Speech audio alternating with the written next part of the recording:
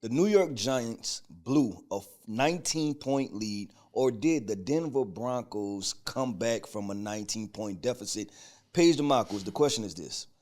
Did the New York Giants blow that lead? Was that bad New York Giants, or did the Denver Broncos win that football game? The Denver Broncos won that game. They're a better football team, they're a more talented team, and they're a better coach team across the board. Now, that doesn't mean that there's not some excitement for the New York Giants, and there are things to build off of from that, but when you are a well-coached team, when you're a more talented team, and you go up on a team like they did, you put teams away.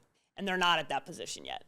One or two bounces go your way, that's luck. That's not skill. I think of the Theo Johnson touchdown. That wasn't a great touchdown. That was a lucky ass play.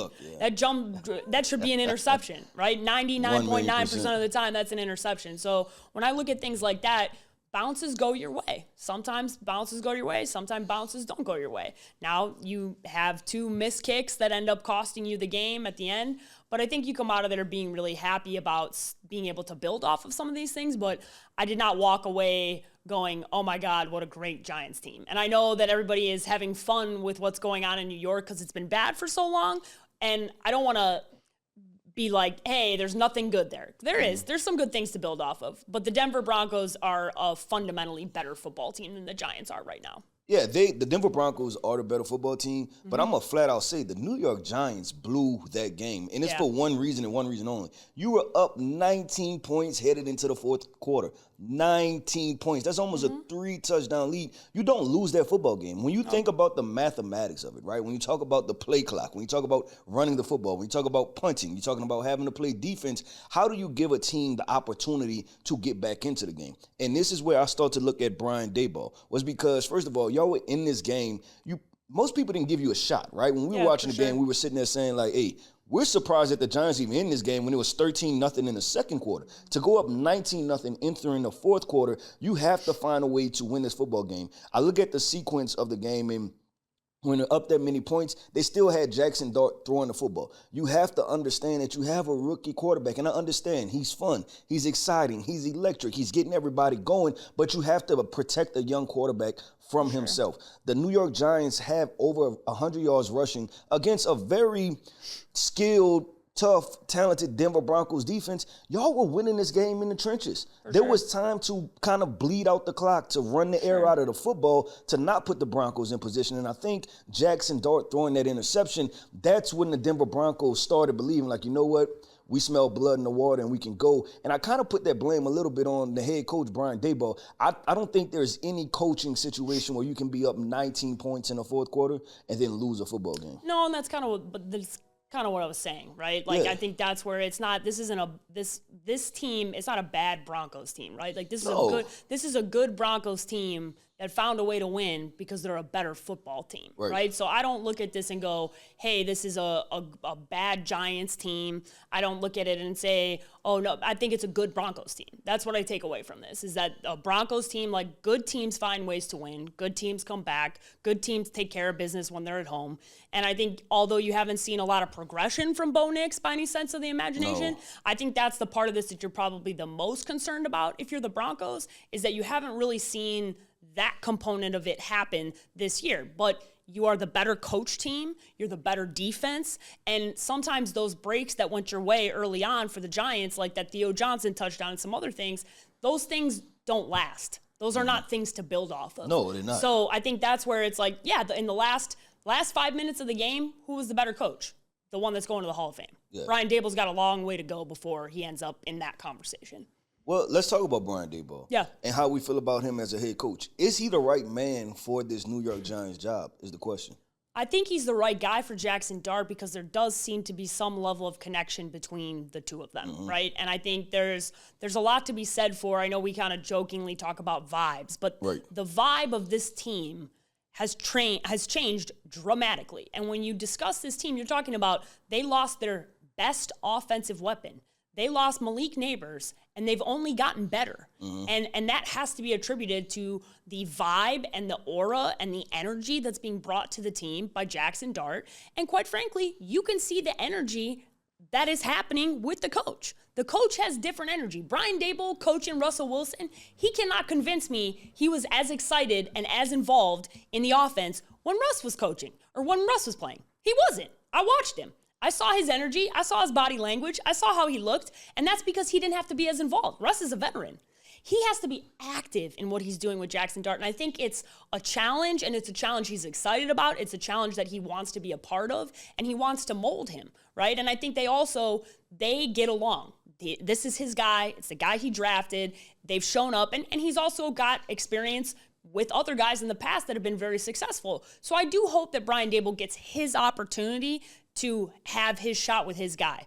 I don't know that gives Joe Sheen the opportunity to move forward.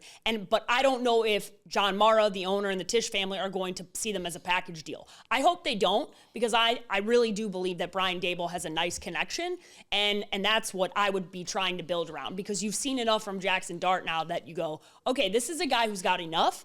All right, now let's do everything possible to make sure that we're able to build around him. No, I'm glad you mentioned Joe Sheen, because I'm going to go right here with my statement. I'm going to say this loss to the Denver Broncos for Brian Daboll was the Saquon trade for Joe Sheen, meaning that now everybody's going to be looking at you. And like I told you, I'm going to hold you accountable as a head coach. If I give you a 19-point lead heading to the fourth quarter, I think it was 9 minutes and you were still up by 18 points. For sure. There's no reason you lose that football game. Statistically speaking, you should take You should not lose that football game, no matter who is against. You should just be thanking the lucky stars and figuring out how the hell we get out of here, even though we weren't supposed to be in this game. Sure. But I also look at it from the standpoint of this. Brian Daboll, this is now, when you talk about making decisions, right?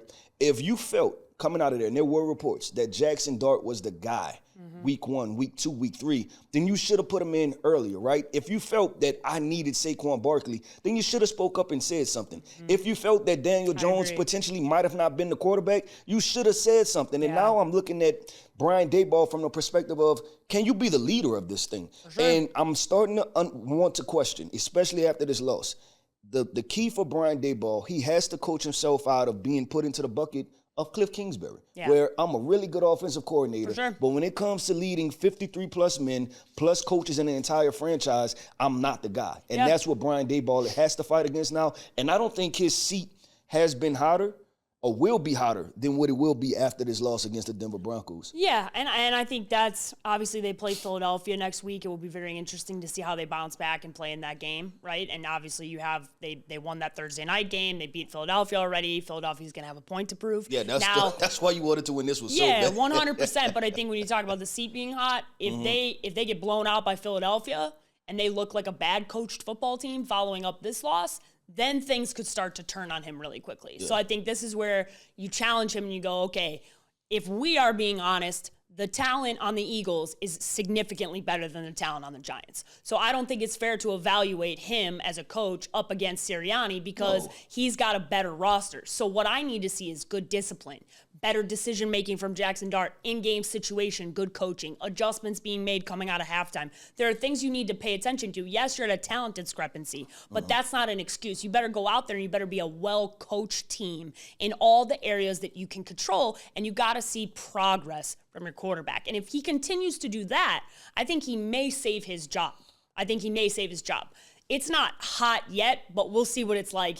If they lose to Philly and they look like a bad coach team, it will be very interesting to see how quickly the New York media flips. Yeah, and I think, and usually I'm against rash decisions, right? But I'm almost on the side with the New York media because at some point you have to say, I want to say enough is enough. Yeah, Meaning that we can't go through blunder after blunder after blunder. And this is not year 1. This is not year 2. No. You're in year 3, 4, 5 with this combination, right? You're on second, third, fourth quarterback of this combination of GM Joe Sheen and head coach Brian Daboll. And it seems like every time we get going, we take 3 steps forward, we take another 2 backwards where we're just a little bit good, we're not great, right? And so I think New York Giants fans want to see this entire thing move forward. I do have question marks just about the philosophy behind how they put the team together, though. And it's hard to evaluate from the outside how much of that he has involvement in, because if you were so in love with Jackson Dart throughout the process, the signing of Russell Wilson, then you got good Jameis Winston. I mean,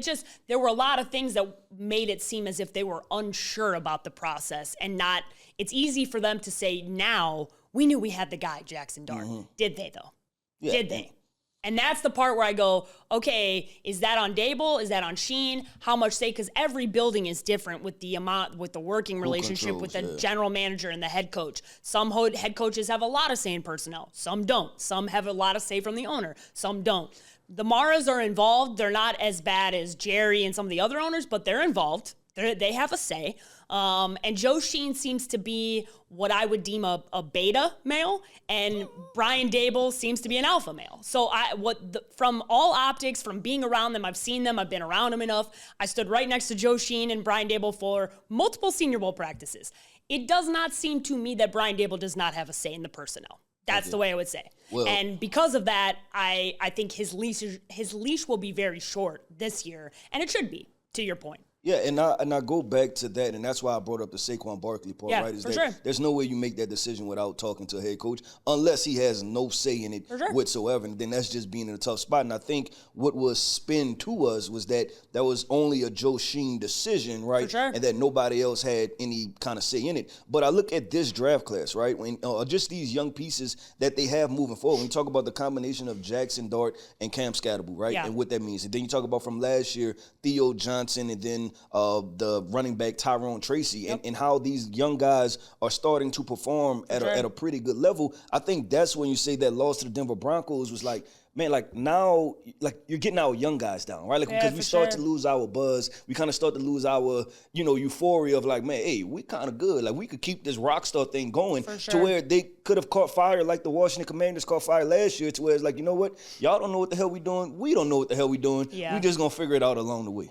You kind of have to have this year because you think about the first year Brian Dable and going to the postseason, taking Daniel Jones to Minnesota, getting that victory against as a big time underdog. You've seen him have success, and people kind of forget that year happened, but it did. Daniel, he did coach Daniel Jones very well. That they did believe in Daniel after that. There were injuries. Maybe he wasn't a part of the Saquon trade as much as Joe Sheen was. So I think there's good and bad with this era of Brian Dable. This year's got to be more on the good side than the bad side. This can't be a mediocre year. I think you got to at least take steps forward to believe that he can be the guy, because I think we've seen now from Jackson, there's enough there that I feel more and more comfortable week after week that he's a guy. Because this week, he threw for touchdowns. This week wasn't 100 yards and shenanigans to get a win. 80 yards rushing. Yeah, it just, there haven't been a lot of convincing wins. This was an on the road against a top defense, against a good coach team. He played well. Scatterbull played well. This offense, he gave you enough. If you see continuous progress from Jackson, and Dable seems to have the good relationship, I hope that they separate Sheen and Dable when they evaluate this. Let's put a number on it. I'm going to ask you, I'm going to throw it right back to you. What is a number that you think is sufficient, taking everything into account? Rookie quarterback, rookie running back, defense that's evolving, Malik Neighbors being injured, right? Just all that entire situation, expectations versus reality. What's the number of wins you want to see from the New York Giants to make you comfortable with keeping Brian Daboll as the head coach? Well, here's first and foremost what I'd like to see the Giants do is you've got the trade deadline coming up here in 2 weeks. Go get a guy. Go get another receiver. A receiver? Okay. Go get a receiver and give Brian Dable a fair opportunity to assess him as a head coach, because you lost Malik Neighbors too. Yeah. And I don't think if you're talking about he's an offensive guy, you're not giving him all the tools in the toolbox to be able to even show you and make a fair assessment. I would like to see them be aggressive. I'd like to see them go get a guy so that they can look at this fairly and objectively and go, okay, this is something we want to build off of moving forward. Because I think to look at it now, and listen, it's easy to make excuses, but these are fair excuses. You lost your best weapon, right? I mean, that's most coaches are not gonna be able to show you their best when the number one wide receiver on the team goes out. So I would like to see them be aggressive. That's the thing I'd like to see them do, and that's Joe Sheen. Go make some money, big dog. Go make your money. Go make up for the Saquon Barkley trade. Go make a splash. Go do something. You got a guy on a rookie deal. You got plenty of opportunity and cap space. Go make something happen. Go shake some shit up, baby. I agree with that. And I'm going to put my number at this. I think Daboll keeps his job at 7-10, 8-9. Yeah, I think seven wins gets it done. And they're at 2 right now, right? You're talking about, 8 gained 8-9 games left to kind of finish out the season. Well, no, 10 games left. I'm sorry, 10 games left to finish out the season. So you have to split that, right? You have to go 500 down the back end, and I think that's what New York Giants fans. But I think the style points are going to matter. Yeah, 100. That's what I'm saying. It's not even just going to. Yeah, it's not even going to just be wins and losses. It's going to be how do the wins look, how do the losses look as we go through the rest of the season. One thing we know, we can't have any more Denver Bronco performances from No. You can't shit yourself when you're up 18. Yeah, can't happen. Let's talk about this. Probably one of the most disappointing teams thus far throughout the season. We're going to stay in the NFC East. We're going to talk about the Washington Commanders. Listen, they gave up 40-plus points to the Dallas Cowboys. Jaden Daniels is injured once again. We'll get a timetable on how long he'll be out. And this team sits at under 500 thus far. Is it time to panic in Washington? It's time to panic if you're a fan, because I know what the outside and even the media, not our expectations, but the outside expectations were. This was a quarterback that was being talked about as a top 5 quarterback. This was the Houston Texans 2.0. That's the best way to explain it. I like that explanation. It's the exact same scenario, and I think this is a lesson for the media. It's a lesson for fans, and I'm not telling you can't be excited about Jaden Daniels, but when you have, I believe it was 7 games that were decided in the last 2 minutes that went their way, coin flip games are a real easy indicator that the following year you're not going to get that luck again. It never happens. Law of averages, things come back to normal. And that's what's happening. You are seeing all the games, the Tyreek Stevenson Bears game of the year prior, you come back and Chicago wins the game next year. That's just how this goes. That's not an indicator of a great football team when you're winning on last second sporadic / lucky moments. And I think the thing that's most concerning is now you're seeing Jaden Daniels injured for the second time in this season alone. And it's his style of play that we've talked about that, because of his body type, leaves him prone to injuries. And there has to be some level of adjustment / Cliff Kingsbury has to make some adjustments here with this offense to make sure that this team is going to protect its asset long term. And you talked about this. We talk about this with the Draft Network.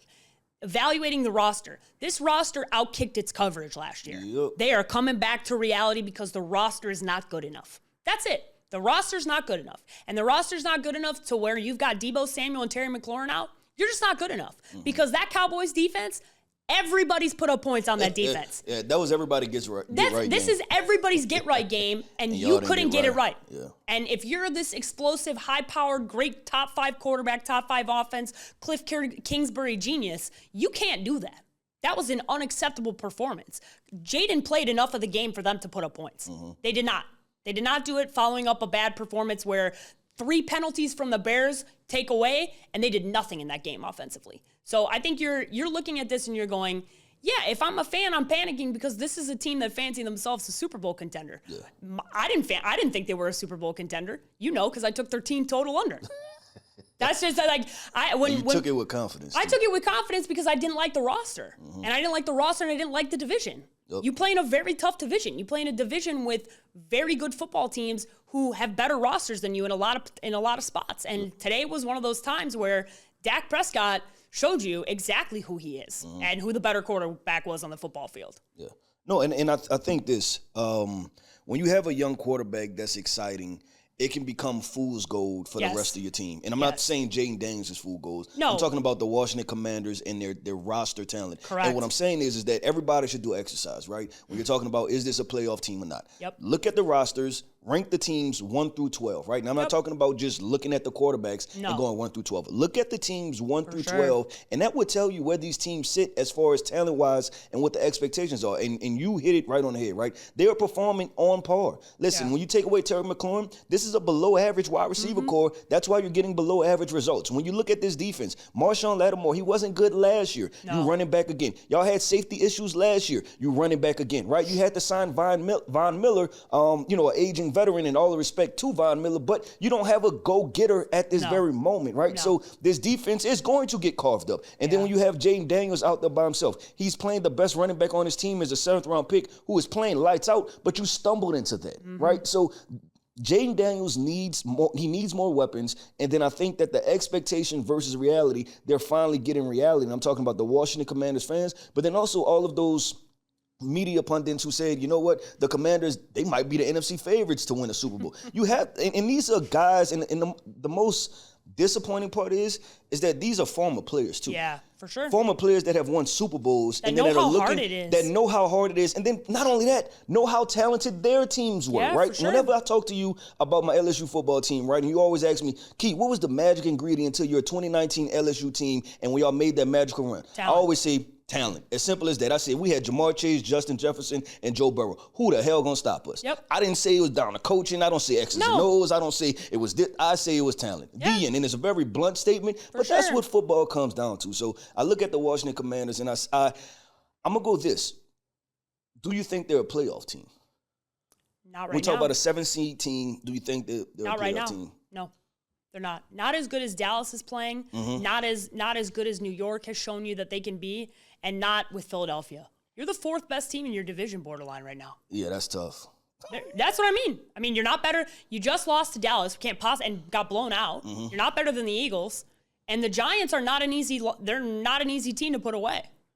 If Jaden Daniels is gonna miss any part of this season besides today, that's not going to happen. And he's already, no matter what, if he comes back, we know he's got lingering injuries because this is now the 2nd injury he's suffered in 6 weeks. Okay, let's go for it then. Let's talk about it. Is it time to be concerned about Jaden Daniels as a quarterback from a health perspective? Is it time? I don't want to say like it's time to be like panicked, but it's time to be honest. It's time to be honest about the style of play that he plays, his body type, and I remember last year when everybody was watching him play, right? And how exciting it was to watch him play. And how many times I went while watching him play. And it was like that at LSU also. Like if you go look at his highlights, that's who he was. Big hits that he took, go cut the Florida State game on. Thank you. Both years. And this is not a Jaden Daniels. This is a stylistic thing. Yeah, 100%. That is not a sustainable style of football for quarterbacks in the NFL. Who are 200 pounds. Period. Yeah. He is not Cam Newton. And Cam Newton couldn't sustain it. Was an 8-9 year career. 100%. Probably dominant for 6. That's what I mean. But you got to understand what Josh Allen took those hits, who's much bigger and stronger than Jaden Daniels. The best thing the Buffalo Bills did was force him out of that style of play. They forced him to run the football. They forced him to stop doing some of the things because at the end of the day, you cannot rely on your quarterback to do everything. And that's what they did last year. Jaden Daniels was everything. Yep. That is not a sustainable way to win in the NFL. No. It can be a one-off year way to win in the NFL, but it is not a sustainable success model. It's just not. It's never been and never will be. You can have one-off great years. There is not a 10-year decade of time where you saw a quarterback play like that and it worked. Yeah. No, it never happened. And that's when I get into GM Adam Peters, right? Yep. Who, a guy I feel like knows what he's doing, For right? sure. But 100%. when I look at from last year with his rookie year to this year, I don't look at this surrounding pieces and say it's that much better. No. And that's when I put the fault on him, right, as far as elevating what's around him. Because like I say, you don't like to leave a young quarterback out there almost essentially by himself to elevate the entire franchise while he's still learning. I want to get to this piece, though. Yeah. And when you go back to Jaden Daniels, you have to eliminate the thought of the 2 words and one number, RG3. Yeah. That's what you have to get. And every time Jaden Daniels goes down, I believe that Commanders fans, they sit there, hold their breath, and they see Jaden Daniels right now with a knee brace, what I believe on a very exact same knee that RG3 tore, and they say, man, is this going to happen to us again? And I think that's why you have to go back to the drawing board. You have to look back at this situation. You have to sit down with Jaden and you say, listen, we're going to put you in these situations, and this is how we want you to go about it. And Cliff Kingsbury, this is where you got to earn your money, bad. Yeah, yep. This is like, if you're an offensive genius, then show us. Yeah. Show us. Yep. Show us that you can develop a quarterback.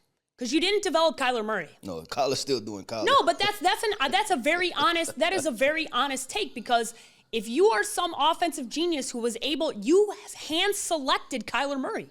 The Arizona Cardinals moved off of a first-year coach and a first-year quarterback. They drafted a quarterback, Josh Rosen, in the first round 1 year prior. They moved off of him for your guy, and you couldn't develop him.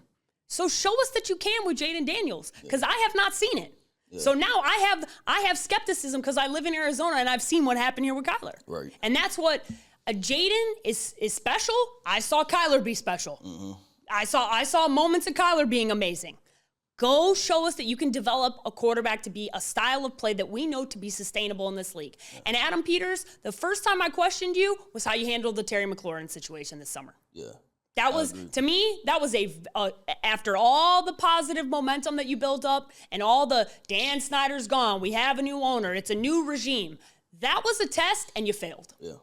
You failed. I know he's still on your roster, but you failed it. Yeah, because truthfully, we was wasting time, right? Because should never have happened. The thing was, outside of Terry McLaurin, who else do you have? Correct. That was the problem. You was only playing hardball with yourself, meaning that you was only going to hurt yourself and hurt your franchise. And Terry's an all-time teammate, an all-time quarterback, and just from a leadership component, that left a bad taste in my mouth of okay, we're not. You're not totally a new regime yet. Like you earned some points, and you're not. Dan Snyder's gone, and there's some. But that was a test that was failed. And I know they brought Terry back, but the damage was done when it took as long as it did to bring him back. So you don't have an opportunity to let Jaden Daniels get injured again. Yeah, you don't. You got to get this right, and you got to get it right fast. Yeah, I agree. Well, let's do this. We have an NFC East loaded show, right? Yeah, we do. We talked about the Giants. Yeah. We talked about the Commanders. Let's be a little bit more optimistic. Let's talk about these Dallas Cowboys. Yeah. And listen, one of the most explosive offenses in the entire NFL, right? Sure. This duo of CeeDee Lamb and George Pickens. We were finally able to see it this Sunday. 44 points, right? They hung 44 on the Washington Commanders. Is this offense good enough to play the Cowboys into the playoffs? Oh, it's so hard for me to say yes. Because... So, are you saying yes or are you saying no? I think they can get a wild card spot, but they will not win anything. Okay. Because at the end of the day, you need defense to win in this league. Yep. Now, they do have a couple of pieces that are coming back. A key player that we really like a lot, DeMarvion Overshown, who has been a really key piece for them. He had an injury last year, and he was playing out of his mind last year when he went down. He is coming back. If this defense, I know at the beginning with the Bears, it took Eberflus a little time for the guys to adapt to his defense and get better. And it was the second half of the Bears season. If you guys go to the Chicago Bears defense, the first year of Eberflus, the first half was pretty meh. The second half was excellent. Yeah. So I'm going off of if he can build off of that. He's shown me that he knows how to do that. If this defense can be mid, doesn't need to be great, but they cannot be bottom 5 statistically. They got to get themselves to the 15 to 20 range. Yeah. Then this offense can get them into the postseason. I don't think they're going to win shit when they get there, but this could be when you talk about how much flack and how much negativity this Cowboys team took in the offseason with the Micah Parsons trade and all the shenanigans.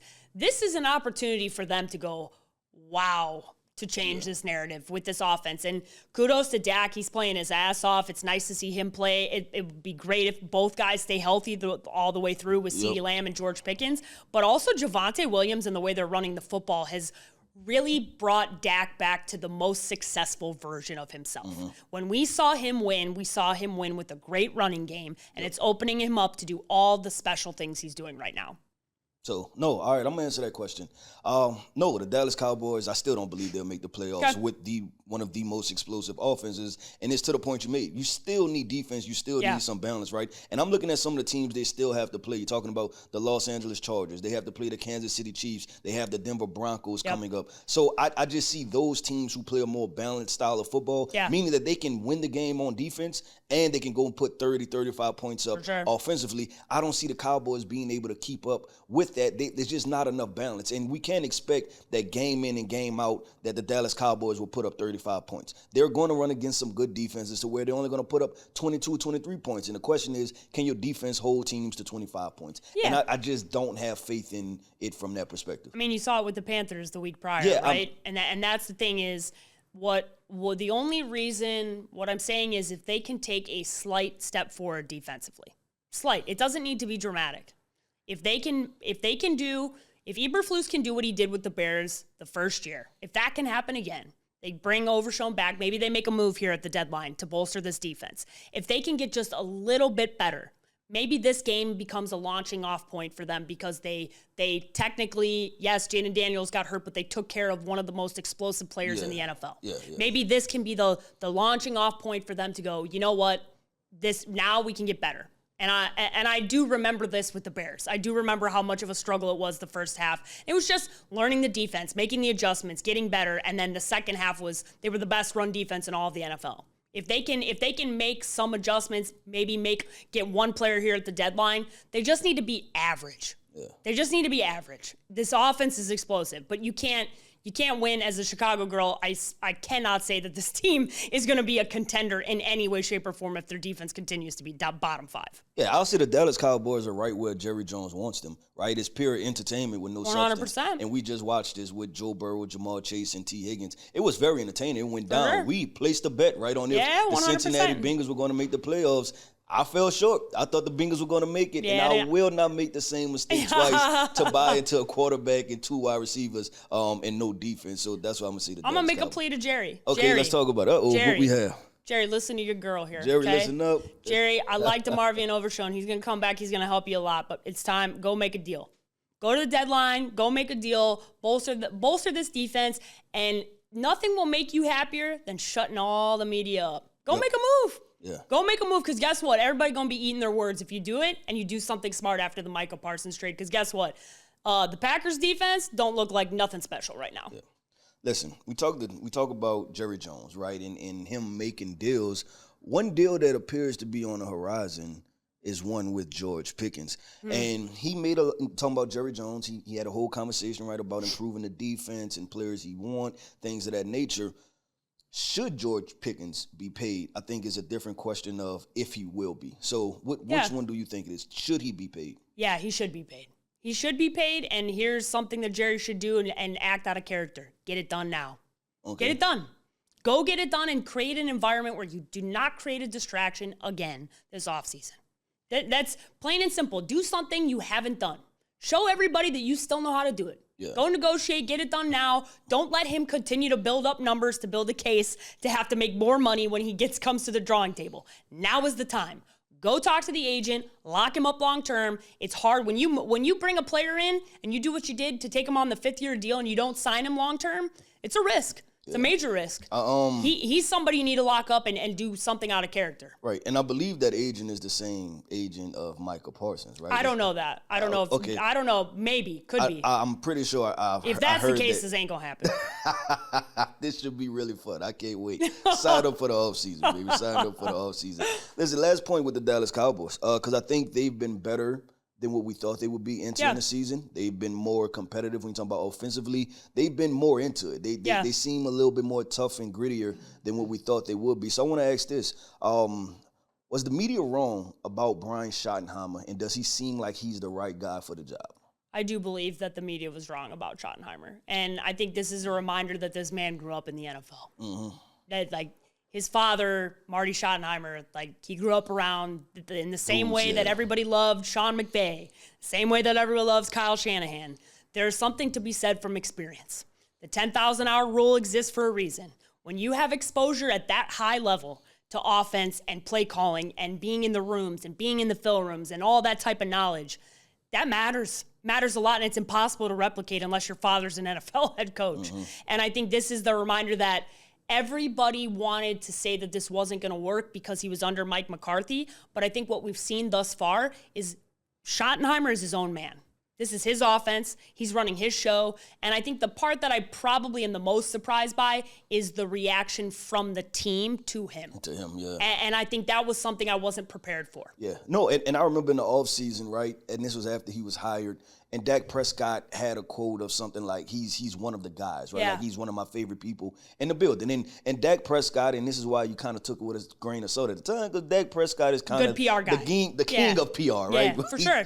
Does the right thing, says the right thing all day long. And so, but it looks like, in all honesty, Dak Prescott was being totally honest. Yeah, he was being totally honest. He was keeping it 100, however you want to put it. Keeping it a buck. Yeah, yep. Keeping it a buck. So I think he's a dude. And what I get from it is the locker room. Yeah.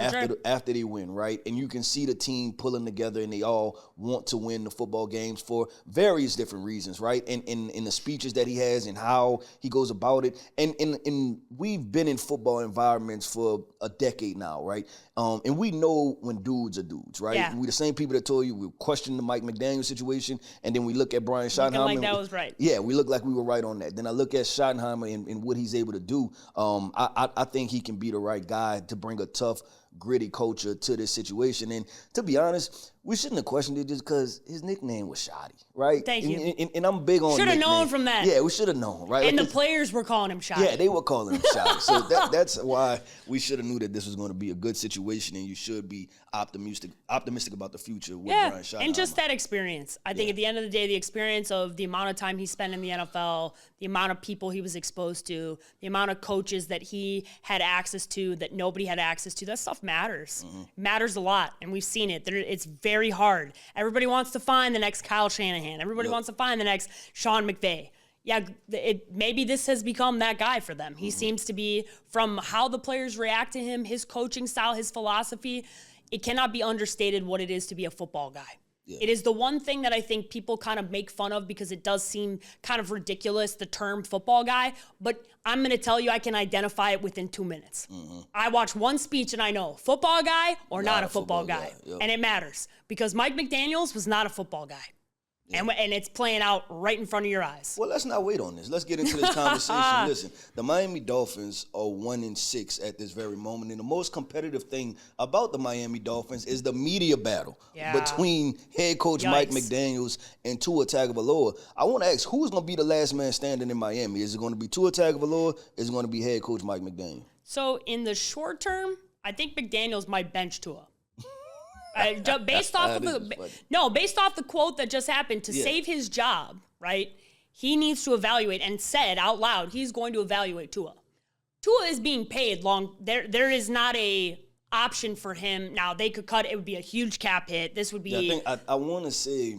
I think it's 2 years. Yeah, and it's something this year, and I want to say it's like almost $90 million next year. Like it's pretty bad. Yeah, something ridiculous. It's like the Cowboys cap hit. Yeah, you're not financially. You're not getting rid of Tua, which is why I think Tua will be the last man standing, because I don't think McDaniels will be the coach coming into next year. But I think in the short sense, I think McDaniels starts another quarterback and he wins this week. Now, that becomes very interesting if he brings in a guy like Zach Wilson, Quinn Ewers. Can either of those guys look significantly better? Can they put pressure on Tua? I don't know. This is a culture problem. I don't believe in Mike McDaniels. I don't think he's the right guy. Quite frankly, I don't believe in Tua either. I think I would be looking to move off of both of these guys. But in the short sense, I think it's Mike McDaniels wins the week. Who wins the war? Tua. And it's because of the financials. That's exactly what I was going to say. I think that Mike McDaniel wins the battle, but Tua loses. Tua wins the war. The war. Yeah. And unfortunately, both of them lose. Yeah, because y'all appear to be in tandem together from this initial trade going down to Tyreek Hill coming. And Tua didn't play good football before Mike McDaniel got there. Yeah, we were talking about Tua Tagovailoa as a potential bust before as he a quarterback. was there. Yep. He pulled the best out of Tua Tagovailoa. And then also you think about the resource that was put around him with the Tyreek Hill. When Tyreek Hill came, we seen Tua Tagovailoa's numbers, stats, everything took off. But the issue has become with Tua is and this is where I agree with you for different reasons. You know what? It's the same reason. That I don't believe neither one of y'all are leaders of men. And that's Mike McDaniel and Tua Tagovailoa. And y'all have both done violating things to the football code in different manners. 100%. And Tua Tagovailoa getting up on the podium, talking about players are not showing up to practice, they're not being accountable. You're the quarterback, right? It goes owner, it goes general manager, it goes head coach, then you. So you're associated with that. So you're sitting there, it's the old cliche, right? Every finger that you point, you have three pointing back at you, right? Yeah. Tua, this is your fault. This is your part of this. If there are offensive guys not showing up time, they're not defensive guys not showing up time, go say something. Don't hop in front of 20 microphones and then send out these subliminal messages. Go call out those people. Those guys that you're talking about, they're literally in a locker room next to you. They're probably less than 30 feet away from you. 100%. I promise you're going to bump into them. And if you don't see them in the locker room, see him in the parking lot. 100%. So, and the Tyreek Hill thing was the first straw that you saw this mismanaged. That was when you are the leader of your team, you don't call out a player like that. No. You don't do that. When you're a man, you don't do that. 100%. You have a private conversation. You're spending a lot of time with this person. Yep. The media is not the time frame for that. No. That is not, and I'm going to use an adage from one of my brother's coaches in college. Thumbs, not fingers. Yep. You better point your thumbs at yourself before you point fingers at everybody else. Mm-hmm. You're the leader of the team. That really left a poor taste, because I didn't like the McDaniels hire from the beginning. But the reason that happened was because Tua complained about Brian Flores as a head coach. Get into it. I think people need to remember that, Tua, this is exactly what you wanted, big dog. Mm-hmm. You bitched, you complained, you blamed, you got everything you wanted, and now you don't like what you have now. Yep. And that is to say Brian Flores was never the problem. Yep. Never. And I'm saying that directly to the camera to make it very clear. Brian Flores was never the problem. Stephen Ross was the problem. To ask a coach to lose or forfeit football games to tank for a player is unacceptable behavior. Yep. Unacceptable behavior. And he will win this lawsuit with the NFL. He has already won multiple parts of it. He exposed a lot of the dirty secrets of the NFL and things that happen that we talk about quietly and people are afraid to talk about out loud. But Brian Flores is a damn good football coach. And if you can't handle fundamentals, then you don't belong playing in football. Go play a different sport. Yep. That's it. And I think Tua, I've always questioned why Stephen Ross moved off of Brian Flores when Nick Saban, one of the toughest, most disciplined, most no-nonsense coaches of all time in the history, NFL or college football, was his head coach. How on earth can you possibly think that he can't handle coaching? That doesn't make any sense. Yeah. It makes no sense. You cannot possibly tell me that Nick Saban was allowing the shenanigans that Mike McDaniels is. Yeah. It's not, it didn't happen. So we knew that Tua could handle it. Somebody needed to have a conversation with Tua, and it needed to be the owner not falling for shenanigans, because we know that the owner likes Mike McDaniels. He's come out and said that he really likes Mike McDaniels. This is not a leader of men. Yeah, and to be honest with you, if you're the owner, right, talking to Stephen Ross, this is over with. Yeah. This is done. No, those two men will not coexist with each other. And it started with Tua Tagovailoa throwing people under the bus. Yep. And then it finished with Mike McDaniel saying, you know what? You took a couple shots at me. You played horrible against the Cleveland Browns. Yep. I'm going to take a couple shots back at you, because what happened was Tua, since that situation with Tyreek Hill, when that happened, like in April, May-ish, right? He's been kicking people while they've been down. And then now he's finally down and somebody took a shot back at him. So I think it's just, hey, too much is given, much is required. Yep. You put it out there, then, hey, if you're going to talk about people, you better play damn good. And he hasn't. Tua felt as if, I think he was operating like he was in a bubble. He felt very protected. He did. And I agree with that. He felt very protected, and he felt very protected because his head coach made it so. And he forgot that. And that's the fault of Mike McDaniel. And that's his coach, that's the fault of his coach. That's the fault of his owner. And at the end of the day, it starts with Tua himself. Tua, you're a grown-ass man. Mm-hmm. You got paid a lot of money to be the leader and the guy in Miami. Yep. To stand in front of a microphone and blame anybody but yourself when you're playing the way you're playing. You're the quarterback.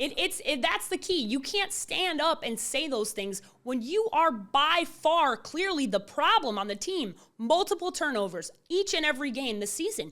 You can't win in this league turning the ball over. That's it. Protect the football.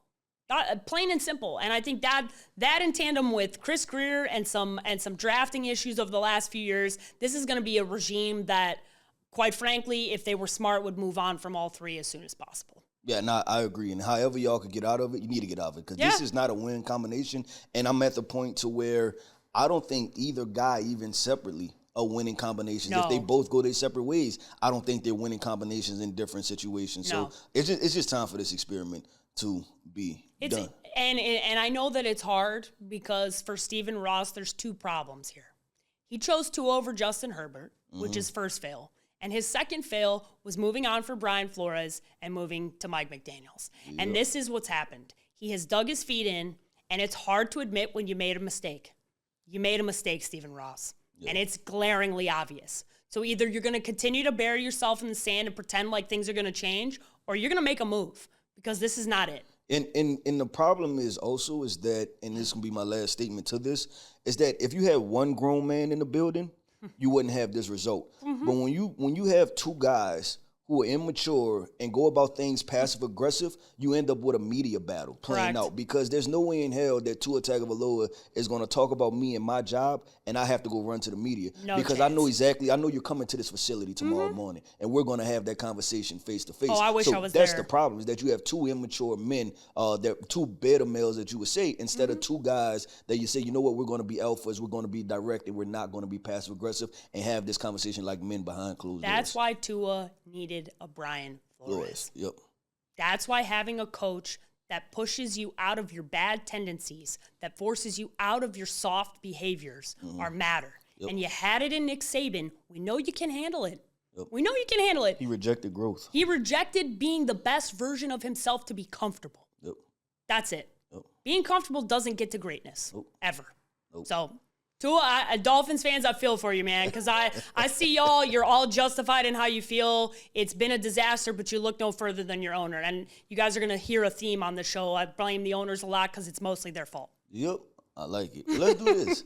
Let's talk about final point. Yep. And I usually pass it to you, but I'm going to go first. Okay, right? I like it. And I'm going to talk to Jacksonville Jaguars, and I'm going to go all the way from the owner all the way down to the head coach, Liam Cohen. This Travis Hunter experiment is over. Travis Hunter is a wide receiver. He probably is the best wide receiver on your football team. This was his first week of having 100 yards receiving over there. They were in London, right, for the football game against the Los Angeles Rams. If you have Travis Hunter, you have Brian Thomas, you have a good combination. Right now, you have half of Travis Hunter and Brian Thomas because you keep putting Travis Hunter on the defensive side of the football. And I get it. The defensive side of the football, specifically the defensive back position, is not great. But put Travis Hunter in position to be successful, not to be filling holes on your defensive side of the football. So my take is Travis Hunter has proven to you he's a wide receiver one in the NFL.